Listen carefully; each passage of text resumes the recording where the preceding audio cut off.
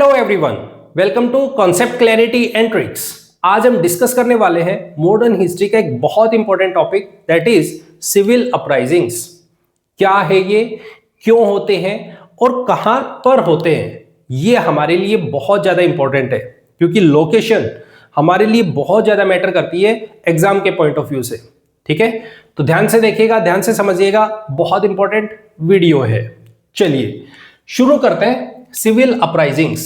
देखो, अगर हम बात करते हैं ब्रिटिश रूल की, तो ब्रिटिश रूल के अगेंस्ट हमें बहुत सारे तरीके से इंडियंस का रिएक्शन देखने को मिलते हैं। जहां पे हमने बात की कि सोशल रिफॉर्मर्स निकल के आए बहुत सारे, जो कि सोसाइटी में चेंज लाने की कोशिश कर रहे हैं, सोसाइटी में रेनिसो लाने की कोशिश कर रहे हैं, अवेयर करने की कोशिश कर रहे हैं। वहीं दूसरी तरफ इन्हीं के कंटेम्प्ररी हमें बहुत सारी ऐसे ग्रुप्स देखने को मिलते हैं जो कि ब्रिटिश रूल के अगेंस्ट रिवोल्ट करते हैं, जिनको ब्रिटिश रूल बिल्कुल पसंद नहीं आ रहा है। क्यों नहीं आ रहे हैं उसका रीजन भी हम जानेंगे अभी, लेकिन कुछ ऐसे ग्रुप्स हैं जो डायरेक्टली ब्रिटिश रूल के अगेंस्ट खड़े होते हैं कि आप निकल जाइए यहां से। ठीक है, क्योंकि कोई बाहर की पावर आके और हमारे ऊपर कंट्रोल करने की कोशिश कर रही है। ठीक है, तो वो इनको हटाने की कोशिश करेंगे।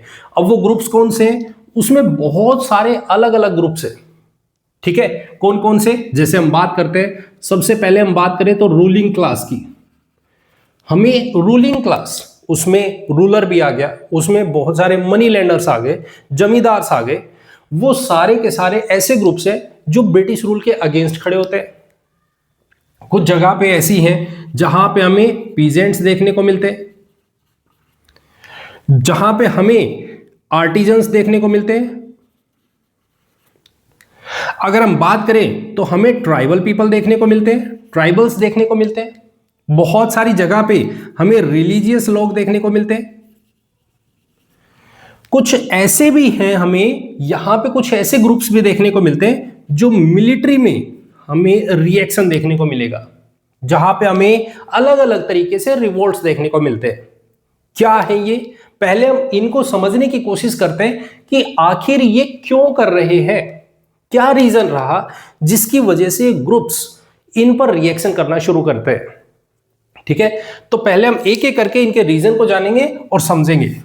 देखो, पहली चीज तो ये कहां होते हैं। पहला क्वेश्चन तो दिमाग में आता है कि ये कहां होते हैं। देखो, जैसे जैसे ब्रिटिशर्स अपने आप को एक्सपेंड कर रहे हैं, ब्रिटिशर्स ने जहां जहां पे अपना रूल इस्टेब्लिशमेंट करना शुरू किया, जैसे हम बात करते हैं, पहले वो बंगाल वाले रीजन में जाते हैं, तो इस वाली जगह पे जैसे ही अपना पूरा कंट्रोल करते हैं तो लोग उनके अगेंस्ट खड़े होते हैं, क्योंकि वहां पे वो उन लोगों का एक्सप्लॉयटेशन करना शुरू कर देंगे।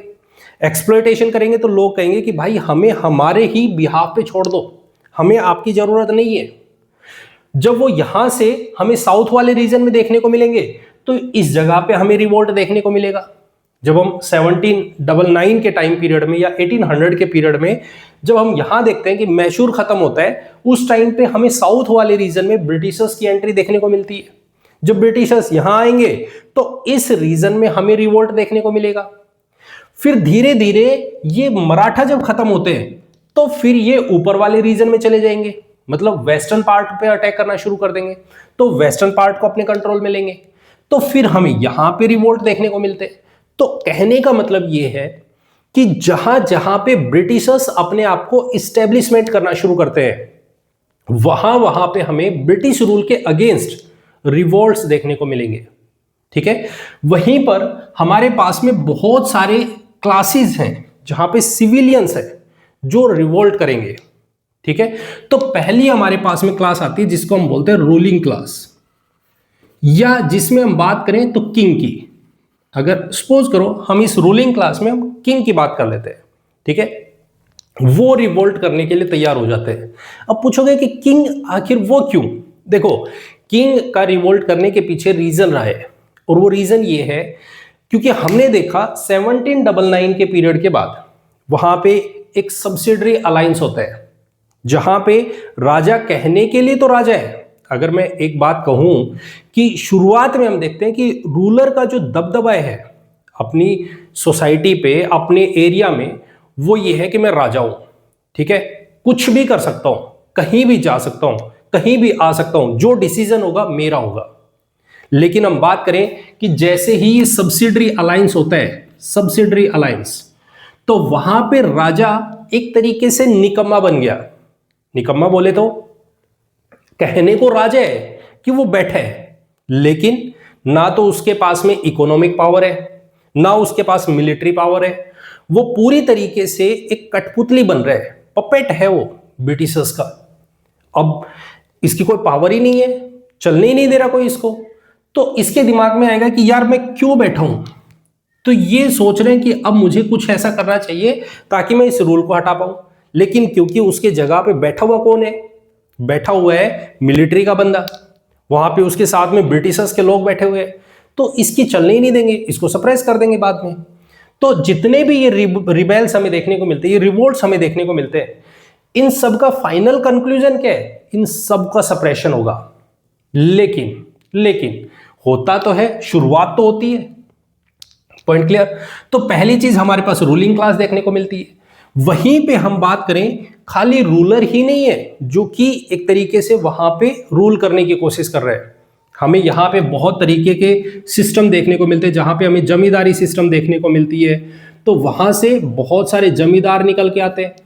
ये जमींदार क्या करेंगे, वहां पे जमीन का टुकड़ा है, वो बहुत सारी जमीन ले रखी है और उस पर एक तरीके से वो रूल कर रहे हैं। उसके नीचे बहुत सारे पीजेंट्स हैं जो काम कर रहे हैं। ये सबके पास से पैसा इकट्ठा करने की शुरुआत करते हैं।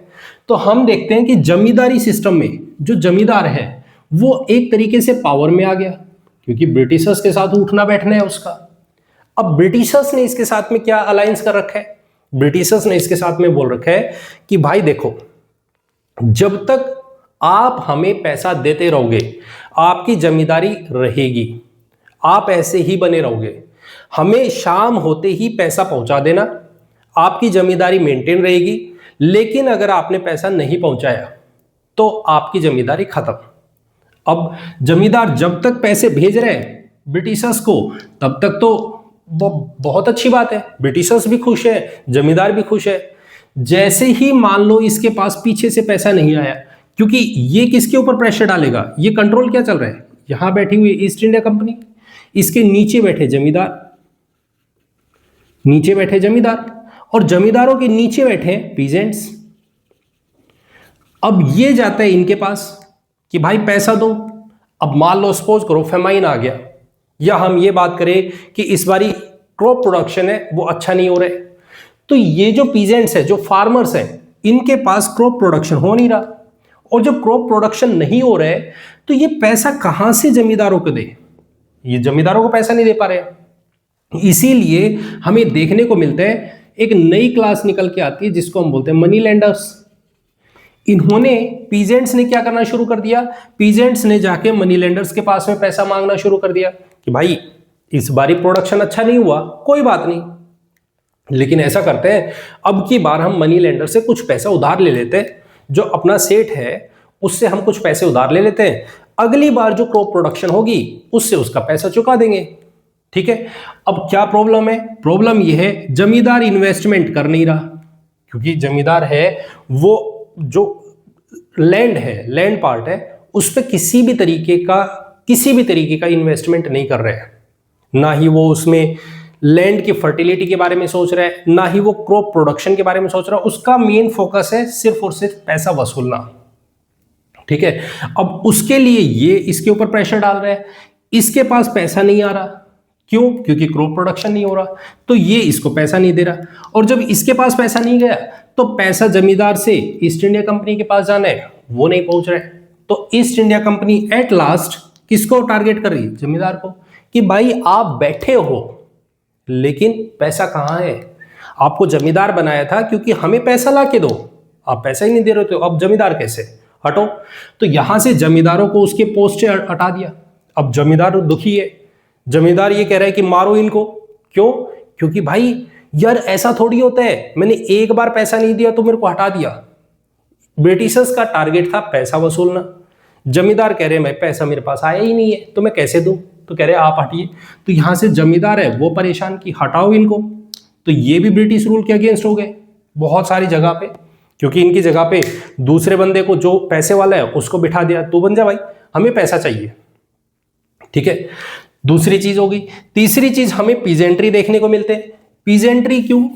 पीजेंट्री ये है जो कि अपनी ही जमीन पे, पीजेंट्री आर्टिजन्स, ये लोग ऐसे हैं जो अपनी ही जमीन पे लैंडलेस लेबर हो गए। लैंडलेस लेबर, जमीन हमारी ही है लेकिन हम उसी जमीन पे एक तरीके से ना जमीन के और लेबर का काम कर रहे हैं।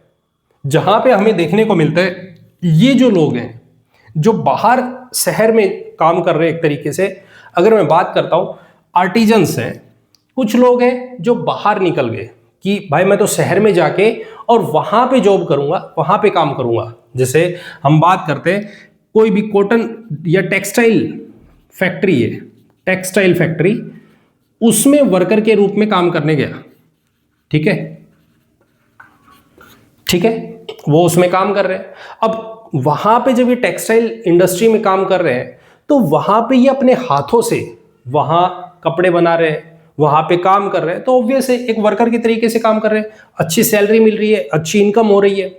लेकिन क्योंकि हमने देखा कि इंग्लैंड में ये वहां पे जब इंडस्ट्रियल रिवॉल्यूशन आता है तो वहां से कपड़े बन के आना शुरू हो जाते हैं। अब जैसे ही इंडिया की मार्केट में, ये इंग्लैंड की मार्केट है, ये इंडिया है, पहले इंडिया में इतना अच्छा टेक्सटाइल प्रोडक्शन होता था, टेक्सटाइल फैक्ट्रीज थी, वहां पे हाथों से बनी हुई चीजें प्रोड्यूस की जाती है और यहां का माल और इंग्लैंड भेजा जाता था।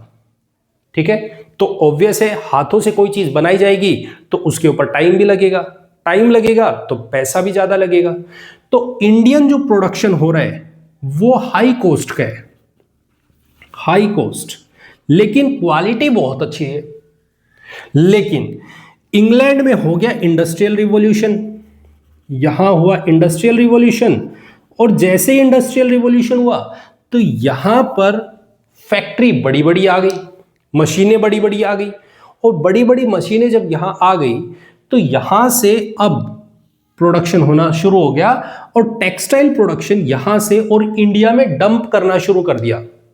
और उल्टा केस हो गया, उल्टा केस ये हो गया कि इंडिया से जो भी टेक्सटाइल इंग्लैंड में जाएगा उसकी एंट्री बैन कर दी, उसको रोक दिया गया कि भाई इसको नहीं आने देना, इंडिया का प्रोडक्ट इंग्लैंड में नहीं आना चाहिए, उस पर 100% टैक्स लगा दिया। ठीक है, तो इंडिया में उसकी एंट्री बैन, सॉरी इंग्लैंड में उसकी एंट्री बैन हो गई। इंग्लैंड का जो भी प्रोडक्ट यहां से बन रहे हैं उसके डंपिंग यहां होना शुरू हो गई। तो एक तरीके से इंडिया की जो टेक्सटाइल फैक्ट्रीज हैं, इंडस्ट्रीज हैं, वो बंद हो गई। और जो यहां से इंडस्ट्री बंद हुई तो ये जो लोग हैं जो शहर में गए हैं, जो वहां पे एक वर्कर का काम कर रहे हैं, जिनकी अच्छी खासी सैलरी मिल रही है, ये बंद हो गया। ये बंद हो गया तो इनको वापस से गांव लौट के आना पड़ गया। भाई अब शहर में करे क्या? कोई बंदा शहर में है, वो वहां पे इंडस्ट्री में काम कर रहा है, अब वो उसके पास काम ही नहीं बचा तो वो रुक के करेगा क्या? तो उसको वापस से अपने गांव लौटना पड़ेगा। अब सोचो एक पॉइंट को, मान लो सपोज करो कोई दो लोग हैं, दो भाई हैं, समझना एक एग्जांपल से समझते इस चीज को। पहले ये दो भाई हैं, ए और बी। बी है ये चला गया था अर्बन एरिया में, ये शहर में चला गया, और ए है वो गांव में रह रहा है। गांव में वो इस पूरी जमीन पे, इस पूरे लैंड पे अकेला खेती कर रहे हैं, पहले पूरा काम कर रहे हैं अच्छे से, इसकी इनकम हो रही है, इसकी इनकम हो रही है शहर में, फैक्ट्री में काम कर रहा है एज ए वर्कर, यहां से इसकी इनकम बन रही है तो इसको कोई प्रॉब्लम नहीं है। ये जो भाई ए है जो गांव में बैठा है, ये फार्मर है, अच्छी खासी क्रॉप प्रोडक्शन हो रही है, वहां से अपना काम निकाल रहे हैं। लेकिन अब सोचो जरा, इसके पास काम खत्म हो गया तो शहर इसके लिए अब अनजान हो गया। क्यों अनजान हो गया? क्योंकि भाई इसके पास काम नहीं है, काम नहीं है तो पैसा नहीं है, पैसा नहीं है तो वहां रहने के लिए ठिकाना नहीं है, तो इसको वापस लौट के आना पड़ेगा। और जैसे ही वापस लौट के आएगा, अब जिस लैंड पार्ट पे ये अकेला बंदा एक काम कर रहा है, अब उसी लैंड पार्ट के पार्ट हो गए, हाफ ऑफ पार्ट हो गया, क्योंकि उसी टुकड़े पे, उसी जमीन के टुकड़े पे पहले एक बंदा काम करता था, अब उसी पार्ट पे दो भाई काम करने शुरू कर देंगे, तो क्या होगा, ऑब्वियस है सारे के सारे धीरे धीरे डिक्लाइन में जाना शुरू कर देंगे। पॉइंट समझ आ गया? तो हमें पीजेंट्री ग्रुप भी निकलते हुए देखने को मिलेगा, क्योंकि ऊपर से जमींदार आए, जमींदारों ने इनकी जमीन छीनना शुरू कर दिया। तो ये कह रहे हैं कि भाई हमारा कोई स्टेटस है या नहीं है, हमारे बारे में भी तो सोचो।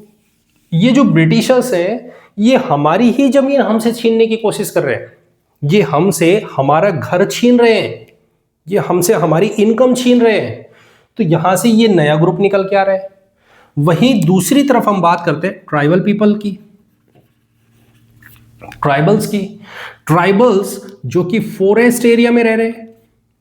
अब ब्रिटिशर्स क्या कह रहे हैं कि हमें इंडस्ट्री लगानी है। अब इंडस्ट्री लगाने के लिए इनको बड़ा एरिया चाहिए, उसके लिए फॉरेस्ट जो एरिया है वहां पे बहुत सारे जंगल है, तो जंगल काटना पड़ेगा। अब जंगल काटना है तो डेफिनेटली इस ट्राइबल एरिया को, जो ट्राइबल पीपल जो जिस फॉरेस्ट एरिया में रह रहे हैं, इनको यहां से जैसे ये फॉरेस्ट कटेंगे, यहां से ये पेड़ काटने पड़ेंगे, तो इन ट्राइबल्स का रहना बहुत मुश्किल हो जाएगा। इन लोगों को अपना मेन लैंड छोड़ना पड़ेगा और उससे शिफ्ट करके कहीं दूसरी जगह जाना पड़ेगा। सॉरी, ठीक है, पॉइंट क्लियर है? तो ट्राइबल्स, अब जो ट्राइबल लोग हैं उनका कल्चर अलग है, उनका रहना सहना अलग है, वो अपने हिसाब से अलग दुनिया में रह रहे हैं। अब आप उनको जाके डिस्टर्ब करोगे कि आपको आपके घर से निकाला जा रहा है, अब आप दूसरी जगह जाइए और वहां रहिए, तो उनके लिए प्रॉब्लम हो जाएगी कि भाई हमें हमारे ही कल्चर से हमें दूर किया जा रहा है। तो ये कौन कर रहे हैं? ब्रिटिशर्स कर रहे हैं।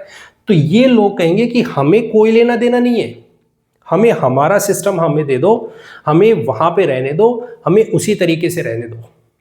तो इस तरीके से हम देखते हैं ट्राइबल्स हैं, यहां से कुछ ग्रुप्स निकल के आएंगे जो कहेंगे ब्रिटिश रूल को खत्म करो, इनको हटाओ यहां से, ये हमारे घरों में एंट्री करके बैठे, ये गलत है, इनको निकालो यहां से। वहीं हम बात करें तो कुछ रिलीजियस ग्रुप्स हैं, रिलीजियस ग्रुप्स निकल के आएंगे जो कि ये कहेंगे कि क्योंकि ब्रिटिशर्स ने धीरे धीरे क्या करना शुरू कर दिया, क्रिश्चियनिटी को स्प्रेड करने की कोशिश कर रहे हैं, वो उनके मिशनरीज आ रहे हैं, वो लोगों के रिलीजन को चेंज करने की कोशिश कर रहे हैं, कह रहे हैं कि क्रिश्चियनिटी बहुत अच्छी है, आपको इसको फॉलो करना चाहिए, आपको ये करना चाहिए, आपको वो करना चाहिए, एंड सो ऑन, इस तरीके की बातें कर रहे हैं। तो यहां से कुछ रिलीजियस ग्रुप्स निकल के आ रहे हैं कि हमारा जो रिलीजन है उसमें छेड़खानी करने की, उसमें इंटरफेयर करने की, जैसे ये सोसाइटी में चेंज करने की कोशिश कर रहे हैं कि विडो रीमैरिज एक्ट एक तरीके से आता है, तो उसमें कहते हैं कि नहीं हमारी सोसाइटी में ये चीज़ें नहीं चलती है। तो बहुत सारे ग्रुप्स हैं जो निकल के आएंगे, कहेंगे नहीं हमें हमारी सोसाइटी में बिल्कुल छेड़खानी पसंद नहीं है, आप हमारी सोसाइटी को चेंज करने की कोशिश नहीं करोगे, जो हमारा कल्चर है, जो हमारे थॉट्स हैं, जो हमारी थिंकिंग है, हम उसी के साथ चलना चाहते हैं, आप उसके साथ इंटरफेरेंस कर रहे हो, वो गलत है। तो बहुत सारे ग्रुप्स यहां से निकल के आएंगे। वहीं हम देखते हैं मिलिट्री में, मिलिट्री में भी बहुत तरीके के डिस्टर्बेंसेस देखने को मिलेंगे, वहां पे हमें बहुत सारी म्यूटिनी देखने को मिलती है। क्या होंगी वो आगे चल के डिस्कशन करेंगे, लेकिन क्यों होती है, जैसे मैं आपसे बात करूं कि बहुत सारे हैं जो एक तरीके से हम बात करें वेजिटेरियन, ठीक है, जो हिंदू हैं वो एक तरीके से वेजिटेरियन है, उनको बोल दिया गया कि यहाँ पे जो बारूद आ रहा है, जो यहाँ पे एक तरीके से ये गन्स आ रही हैं, वो गाय के मीट से बनाई जा रही है, तो उससे हिंदू जो हैं वो रिवोल्ट के लिए तैयार हो जाएंगे कि भाई गाय जो हमारे लिए बहुत ही पवित्र मानी जाती है, हम उनके मांस से बनी हुई चीज़ों का यूज कर रहे हैं। वहीं दूसरी तरफ सुअर से, सुअर का जो मीट है उससे बहुत सारे जगह पे ये फैलाया गया कि जो सुअर का मीट है उसका यूज किया जा रहा है, तो वहां पे मुस्लिम्स हैं वो तैयार हो गए कि नहीं भाई नहीं, ये गलत है, हम नहीं सहन कर सकते इस चीज को। तो ऐसे में हमें मिलिट्री में बहुत सारे ग्रुप्स देखने को मिलेंगे जो 1857 से पहले निकल कर आएंगे, जो कहेंगे हमें इन सबको अपोज करना है और इनको बाहर निकालना है। मेन चीज क्या है? मेन चीज ये है, जो ब्रिटिशर्स हमारे घर में घुस गए हैं उनको यहां से निकालना है, बाहर निकालो। इन्होंने हमारे घर छीन लिया, इन्होंने हमारी जमीनें छीन ली, इन्होंने हमारी नौकरी छीन ली, इन्होंने हमारे रिलीजन को चेंज करने की कोशिश की है, इन्होंने हमारे धर्म को भ्रष्ट करने की कोशिश की है। हमें इनको यहां से निकालना है। तो इस तरीके के थॉट प्रोसेस हमें देखने को मिलते हैं, जहां पे अलग अलग ग्रुप्स हमें देखने को मिलेंगे जो ब्रिटिश रूल को यहां से निकाल कर फेंकने की बात करेंगे कि इनको निकालो, कैसे भी निकालो, बस निकालो यहां से। ठीक है, तो छोटे छोटे ग्रुप्स यहां पर निकल कर आएंगे। अब क्वेश्चन एक आता है कि जब इतने सारे रिवोल्ट्स होते हैं तो आखिर ये सक्सेस क्यों नहीं मिलती? देखो, इसके पीछे रीजन क्या है? इसके पीछे रीजन है कि सबका सोचना। कहोगे सबका सोचना मतलब ये है, देखो, अगर यदि हम बात करें किसी भी एक रिवोल्ट की, ठीक है, तो वो एक रीजनल है, रीजनल ग्रुप है। रीजन का मतलब है, जैसे मान लो सपोज करो किसी भी एक गांव में, किसी एक गांव में किसी को प्रॉब्लम हुई, वहां पे एक ग्रुप निकल के आया, उसने कहा कि भाई हमें ब्रिटिशर्स के अगेंस्ट खड़ा होना है। अब जैसे हम एक एग्जांपल ले लेते हैं, जैसे ट्राइबल्स की बात करते हैं। ट्राइबल्स का कहना है कि भाई कुछ हो जाए, हमारा कल्चर है, हमारे रहने के लिए फॉरेस्ट एरिया है, हमें कुछ नहीं चाहिए, हमें चाहिए हमारा जंगल, और हमारा जो कल्चर है वो हमें अपने हिसाब से देखना है। भले ही कोई भी रूल करे, हमें उससे कोई लेना देना नहीं है। कोई आ जाए, चाहे ब्रिटिशर्स रूल करे, चाहे इंडियन रूल करे, हमें उससे कोई लेना देना नहीं है। हमारा कल्चर डिस्टर्ब नहीं होना चाहिए। वो एक तरीके से सेम बात होगी, जैसे मान लो सपोज करो, जब तक अपने साथ किसी भी तरीके की छेड़खानी ना हो तब तक हमें ऐसा लगेगा भाई हमें क्या लेना देना, भाड़ में जाए, हमें क्या लेना देना, भाड़ में जाए। उसी तरीके की सिचुएशंस हमें देखने को मिलती है, क्योंकि यहां पे रीजनल कंडीशन हमें देखने को मिलती है। रीजनल का मतलब छोटे छोटे एरियाज में ये रिवोल्ट्स देखने को मिलते हैं। किसी में भी नेशनलिज्म का थॉट देखने को मिलता ही नहीं है। नेशनलिज्म नहीं है किसी में भी कि हमारे लिए पूरा इंडिया मैटर करता है, नहीं। मेरे लिए सिर्फ ये एरिया, अगर इस एरिया में रिवोल्ट हो रहा है तो मेरे लिए इस एरिया के लोग ही खड़े हो रहे हैं। कुछ लोग खड़े हो रहे हैं जो ब्रिटिशर्स के अगेंस्ट खड़े होके आवाज उठाने की कोशिश कर रहे हैं कि हमें यहां से भगाना, हमें इनको भगाना है। बाकी ये मैटर नहीं करता इनके लिए कि इंडियंस, हम इंडियंस हैं, नहीं। मेरा कल्चर, मेरी जगह, मेरा घर मेरे पास होना चाहिए, मेरी जमीन होनी चाहिए। इस तरीके से हमें यहां पर बहुत सारे रिवोल्ट्स देखने को मिलते हैं, और उनका एट लास्ट जो फाइनल रिजल्ट रहता है वो रिजल्ट रहता है सप्रेशन। क्या रिजल्ट होता है? सप्रेशन। फाइनली ब्रिटिशर्स उन सबको सप्रेस कर देते हैं। ठीक है, पॉइंट क्लियर? तो हम पहले ये समझने की कोशिश करेंगे। तो जैसे हम बात करते हैं बुक में, तो 3 तरीके से हमें ये जो अपराइजिंग्स हैं, ये 3 तरीके का क्लासिफिकेशन देखने को मिलता है। बाकी एक चौथा भी हम बनाएंगे। पहला हमें देखने को मिलता है सिविल अपराइजिंग्स। सिविल, जहां पे कुछ सिविलियंस उठते हैं और वो कहते हैं कि हमें रिवोल्ट करना है। दूसरा हमें देखने को मिलता है पीजेंट्री ग्रुप्स। थर्ड हमें देखने को मिलता है ट्राइबल्स। और जो फोर्थ ग्रुप है जिसके बारे में हम बात करेंगे, सेपॉय म्यूटिनी या मिलिट्री की बात करेंगे, जिसको हम बात करते हैं सेपॉय म्यूटिनी। तो ये हमें कुछ अलग अलग ग्रुप्स देखने को मिलेंगे जहां पे कुछ रिवोल्ट्स हमें देखने को मिलेंगे। तो हम पहला जो डिस्कशन करने वाले हैं लोकेशन के साथ, लोकेशन देखेंगे। अभी हम लोकेशन पे बात करेंगे कि कहां पर हो रहा है, क्योंकि लोकेशन बहुत ज्यादा इंपॉर्टेंट है। आपसे पूछ लिया जाएगा पैका रिवोल्ट बताइए कहां हुआ, अहोम रिवोल्ट कहां हुआ। ठीक है, तो आपको लोकेशन बहुत ज्यादा इंपॉर्टेंट, आपके लिए बहुत इंपॉर्टेंट है, आपको वो पता होनी चाहिए। ठीक है, तो हम पहले शुरुआत करते हैं, एक एक करके सभी रिवोल्ट्स की लोकेशन जानेंगे कहां हो रहे हैं। ठीक है, पॉइंट क्लियर? चलो शुरू करते हैं, एक एक करके सभी की लोकेशन देखेंगे। ये 1 नंबर से स्टार्टिंग है, यहां तक सारे के सारे मैपिंग पर आपके सामने मेंशन्ड है। एक एक करके देखते हैं कहां हो रहे हैं। ठीक है, तो पहला रिवोल्ट है हमारे पास में सन्यासी रिवोल्ट।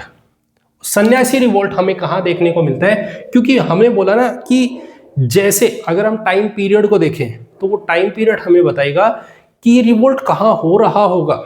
जैसे अगर मैं बात करता हूं इस तरीके से 1760s में और 70s में, इस पीरियड में हमें देखने को मिलता है बंगाल वाले रीजन में कंट्रोल, बंगाल कंट्रोल। तो जब बंगाल वाला रीजन है, बंगाल हो गया, उड़ीसा हो गया, बिहार हो गया, ये पूरा रीजन इन्होंने कंट्रोल किया है इस टाइम पीरियड में। तो हमें सबसे ज्यादा रिवोल्ट्स इसी पीरियड में, इस रीजन में ही देखने को मिलेगा। वहीं दूसरी तरफ हम बात करते हैं 1800s का पीरियड, मतलब 1799 और 1800 का पीरियड देखें तो इस पीरियड में ये चले जाते हैं साउथ में। और साउथ में क्योंकि यहां पर बैठा है टीपू सुल्तान, और टीपू सुल्तान की जैसे डेथ होती है तो इन्होंने साउथ को अपने कंट्रोल में ले लिया, साउथ कंट्रोल। और जैसे साउथ कंट्रोल होगा तो डेफिनेट है उस टाइम पीरियड में जो भी रिवोल्ट्स हमें देखने को मिलेंगे वो लगभग हमें साउथ में देखने को मिलेंगे, क्योंकि ब्रिटिशर्स अब इस एरिया में एंटर कर रहे हैं। उसी के बाद हम 1816 के बाद के पीरियड को देखें, 1816 1880s में 18 में, तो इस पीरियड में हमें वेस्ट वाला रीजन, जहां पे हम बात करें मराठास का एंड होता है, और मराठास के एंड के बाद इनकी एंट्री होती है इस वाले रीजन में, तो यहां से हमें कंट्रोल देखने को मिलता है। और जैसे वो खत्म हुए तो इस रीजन में ब्रिटिशर्स एंटर करेंगे, तो यहां पर आ जाएंगे, फिर हमें कुछ यहां रिवोल्ट्स देखने को मिलेंगे। तो इस तरीके से आपको एक छोटी सी टाइमलाइन, एक आइडिया पता होना चाहिए कि किस रीजन में हो रहा है। ठीक है, पॉइंट क्लियर? तो चलो शुरू करते हैं, एक एक करके समझते हैं कहां हो रहा है। देखो, सबसे पहला है हमारे पास में सन्यासी रिवोल्ट। सन्यासी, तो ये पीरियड कौन सा है? 1770s का। तो डेफिनेट है ये वेस्ट बंगाल वाला रीजन होगा। और वेस्ट बंगाल का जो रीजन है ये नॉर्थ वेस्ट बंगाल की बात करते हैं, ऊपर जहां पे हमें ये रिवोल्ट देखने को मिलेगा। इसकी लोकेशन है यहां पर। ठीक है, सन्यासी रिवोल्ट। सेकंड हमारे पास में मिदनापुर दलभूम रिवोल्ट। मिदनापुर दलभूम अब कहां है? देखो पीरियड देखिए, 1766 और 74 का पीरियड है। तो इस पीरियड में बंगाल वाला रीजन ही मिलेगा, लेकिन साउथ बंगाल में हमें देखने को मिलेगा ये वेस्ट बंगाल है, तो यहां पे दूसरा रिवोल्ट है, दैट इज मिदनापुर दलभूम रिवोल्ट। ठीक है, पॉइंट क्लियर? थर्ड है हमारे पास में माओ मारियाज। ठीक है, ये रीजन है असम वाला, जहां पे हमें थर्ड रिवोल्ट देखने को मिलते हैं, माओ मारियाज। ठीक है, क्या है, क्यों हुए, इनके कौन लीडर हुए, वो हम आगे चल के डिस्कशन करेंगे नेक्स्ट पार्ट में। ठीक है, तो थर्ड है हमारे पास में माओ मारियाज रिवोल्ट। ठीक है, उसके बाद आता है हमारे पास में गोरखपुर बस्ती बहराइच रिवोल्ट। ये कहां है? Fourth number. तो ये हमें देखने को मिलेगा यूपी वाले रीजन में। गोरखपुर का है यूपी वाले रीजन में, तो वहां पे हमें देखने को मिलेगा fourth revolt, that is Gorakhpur Basti and Bahraich revolt. ठीक है, पॉइंट क्लियर? नेक्स्ट है हमारे पास में विजयनगरम, ये आंध्रा का रीजन है। ठीक है, तो हमें यहां पर रिवोल्ट देखने को मिलेगा 5 number, that is Vizianagaram revolt. ठीक है, अब जो सिक्स्थ हमारे पास रिवोल्ट है, that is Dhundia in Bednur. किस पीरियड में हो रहा है? 1799 to 1800, इस पीरियड में। और ये पीरियड कौन सा है? जिसमें हमें देखने को मिलता है साउथ वाले रीजन में टीपू सुल्तान की डेथ हो जाती है। तो ये कहां है? साउथ वाले रीजन में। तो ये रिवोल्ट है sixth revolt, that is Dhundia in Bednur. Point clear? ठीक है, फिर आता है 7, that is Kottayam revolt. Kottayam कहां होगा? तो कोट्टायम हमारे पास में 1797 में केरला वाले रीजन में, साउथ में। तो ये देखने को मिलता है, दैट इज कोट्टायम। ठीक है, नेक्स्ट है हमारे पास में अवध रिवोल्ट 1799। यहां पे सब्सिडरी अलायंस होना शुरू हो गए, तो अवध वाला रीजन दैट इज 8th। तो ये हमारे पास में रिवोल्ट है अवध रिवोल्ट।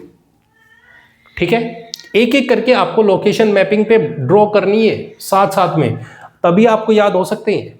ठीक है, 9 हमारे पास में Gumsur and Ganjam revolt, Ganjam and Gumsur revolt बोल दो। तो ये कहाँ है, ये भी हमें कहाँ पे देखने को मिलेगा, आंध्रा वाले रीजन में।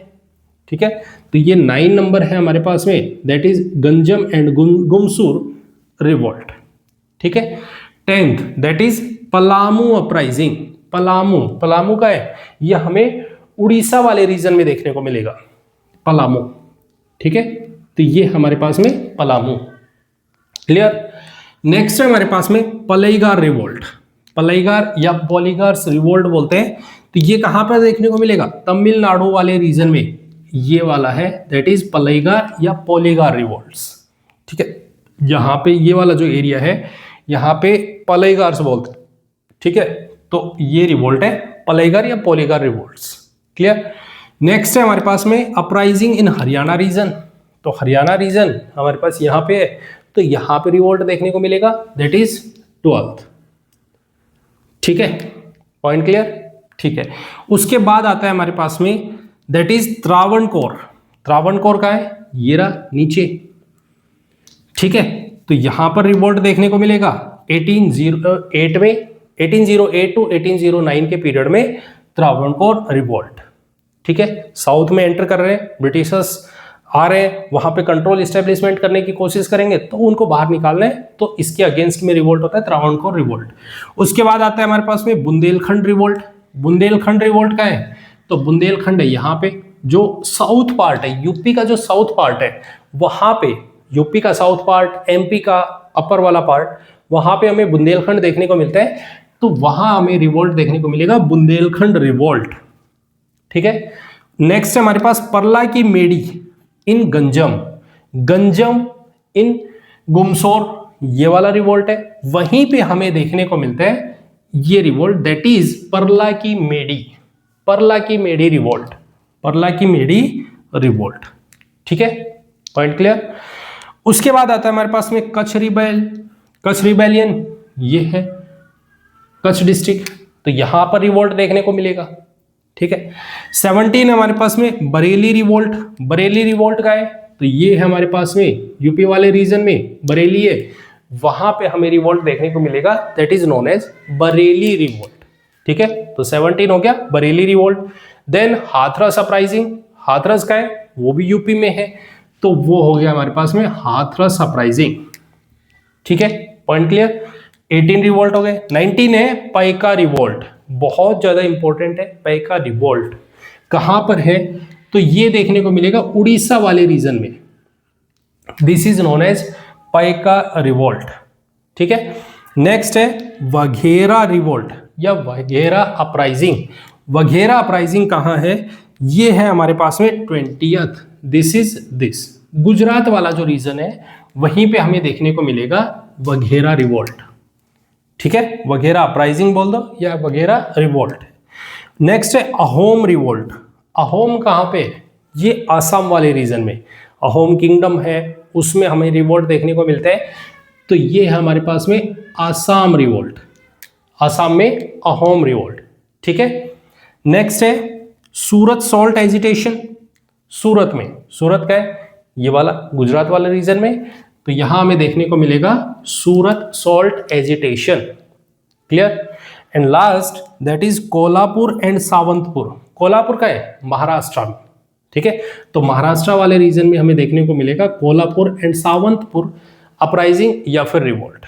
ठीक है, तो ये हमारे पास में सिविलियन रिवोल्ट्स है, कैसे हुए वो एक एक करके हम सभी के बारे में, कि इनके कौन लीडर हैं उसको हम जानेंगे।